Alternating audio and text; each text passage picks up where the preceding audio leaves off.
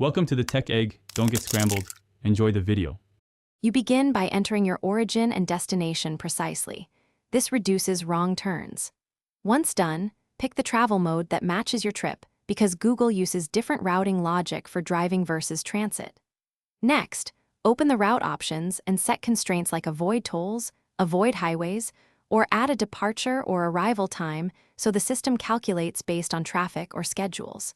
Make sure to tap the three-dot or settings menu to reveal these options. They change the suggested fastest route. You then compare the alternate route's Google presence by looking at ETA and distance badges. Choose the one that balances time and distance. Once selected, enable the live traffic layer and scan for red or orange lines and incident icons because those indicate slowdowns or closures.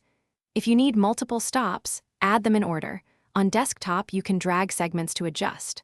Also, check suggested lane guidance and transit connections to avoid missed transfers or sudden detours during the trip. You finalize by tapping Start and watching ETA updates and reroute prompts as conditions change. Follow the voice guidance and glance at upcoming maneuvers. Make sure your device GPS and Google Maps permissions are enabled, and download offline areas for weak signal zones so navigation stays reliable. If directions are clearly wrong, stop and try simple fixes.